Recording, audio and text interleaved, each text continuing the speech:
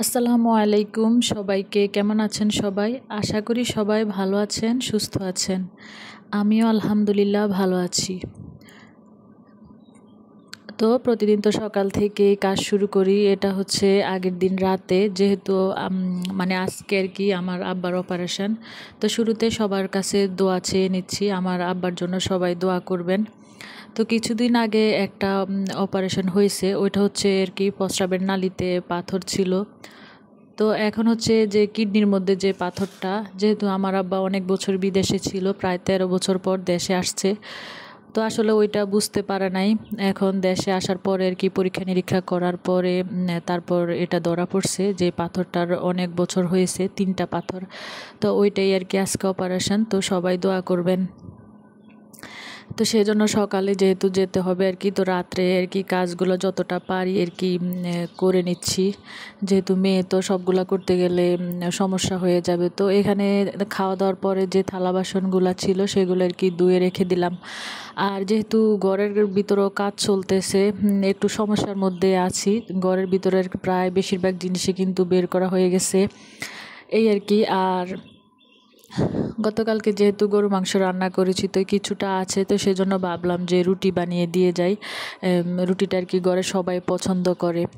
তো এদিক দিয়ে আটা করে আমি আবার সকাল সকাল আর কি কিছু খেতে পারি না, এত তাড়াতাড়ি আর কি কোনো নাস্তা খেতে পারি না, সেজন্য একটু চা বানিয়ে নিলাম।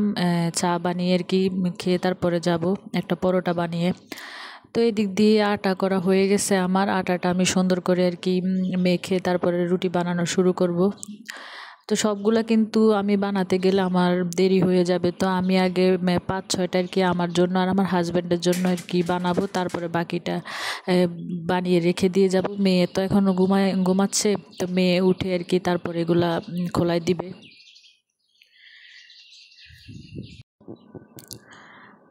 তো আশা করি যে যেখান থেকে আমার ভিডিওটি দেখছেন একটা লাইক দিয়ে শুরু করবেন, একটা অনুরোধ রইল।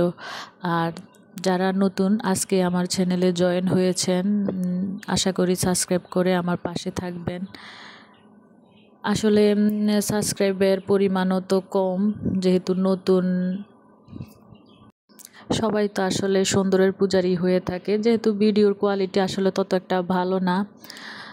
আসলে ইচ্ছে করলেও করতে পারতেছি না এই মুহূর্তে। তো সেজন্য একটু আমার মনে হয় আর কি, সেজন্য ভিউ কম আসতেছে বা সাবস্ক্রাইবারও কম। যাই হোক, করতে থাকি আস্তে আস্তে, ধৈর্য সহকারে পরে দেখা যাবে।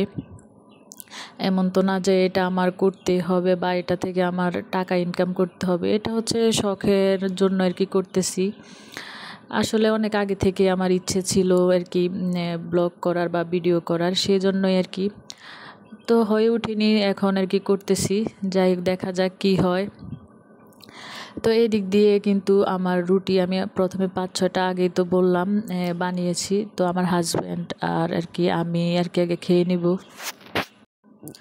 আমার পাইপেনটা দেখে কেউ প্লিজ কিছু মনে করবেন না। আসলে এটা কিন্তু রুটি, তারপরে পরোটা, তারপর দেখা গেছে যে ডিম ভাজা, মাছ ভাজা, সব কিছু অনেক সুন্দর হয় আর কি। সেজন্য আসলে এটা দেখতে খারাপ হলেও কিন্তু এটার মধ্যে কাজ করে কিন্তু মজা আছে।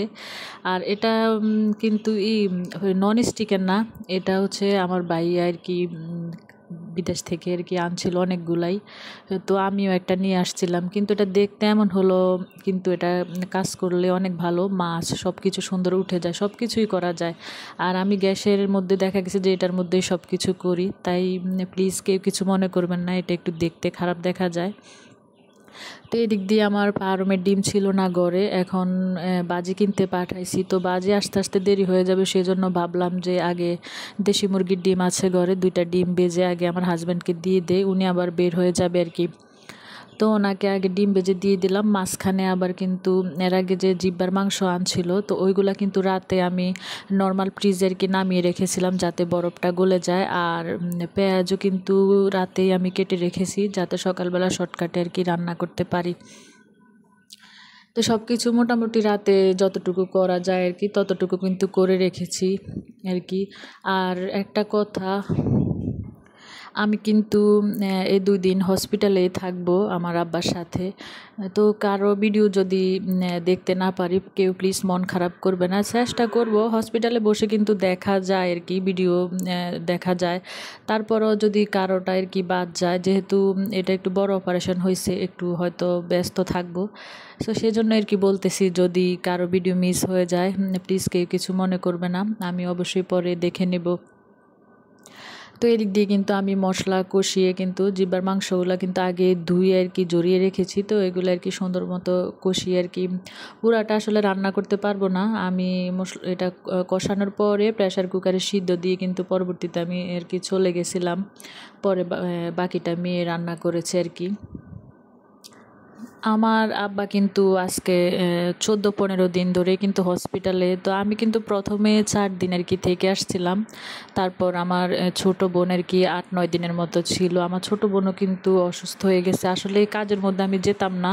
এখন ছোট বোনের অবস্থাও প্রায় খারাপ, অনেক জ্বর, তারপর শরীর ব্যথা, ও প্রায় হসপিটালে ভর্তি হওয়ার মতনই অবস্থা। তো আর কি কুমিল্লা চলে গেছে, তো সেই জন্যই আর কি আমার যাওয়া হচ্ছে। না হলে কিন্তু আমাদের ঘরের অবস্থাও খারাপ, ঘরের কাজ যেহেতু চলতেছে তার মধ্যে আবার বৃষ্টি হচ্ছে। এটা তো বুঝেনি যে বৃষ্টির মধ্যে কাজ ধরলে আসলে কি সমস্যা হতে পারে। তো এদিক দিয়ে কিন্তু ওই যে আমার চাচাতো বাসুর কাঁঠাল পাঠাইছে। তো ভাবলাম যে যেহেতু অপারেশনের দিন আমার জ্যাঠা কাকা সবাই আর কি ওইখানে থাকবে, আর এত বড় কাঁঠাল কিন্তু ঘরে খাওয়াও যাবে না। তো দেবরের ঘরে, বাসুরের ঘরে, ননদের ঘরে এক প্লেট করে দিও, কিন্তু তারপরেও কিন্তু অনেকটা থাকবে। কারণ আমার ছেলে মেয়ে ততটা খায় না, আমি আর আমার শাশুড়ি যাই খাই আর কি খাবো। তো এদিক দিয়ে আপাকে বললাম যে আপা একটা বক্স দিয়ে দেন, ওইখানে নিয়ে আর কি সবাই যাই খাবে আর কি। তো আমি এক বক্স আবার হসপিটালে যাওয়ার সময় নিয়ে নিয়ে গেলাম আর কি। আর এই যে এখন আর কি চলে যাচ্ছি, লোক কিন্তু কাজ করতেছে, আমার হাজব্যান্ড আর কি বাহিরে বসে আছে, আর এদিক দিয়ে যে দেয়ালগুলো আর কি ভাঙতেছে। এগুলা কিন্তু পুরা দেয়ালটাই কিন্তু ভেঙে ফেলা হবে আর কি চারপাশের। আর এটা আর কি হসপিটালে যাওয়ার পরে দুপুরবেলা যে খাওয়া দাওয়া করলাম সেটার ভিডিও। যাই হোক, সবাই ভালো থাকবেন, সুস্থ থাকবেন। আজকে ভিডিও আর বেশি বড় করলাম না। আল্লাহ হাফেজ।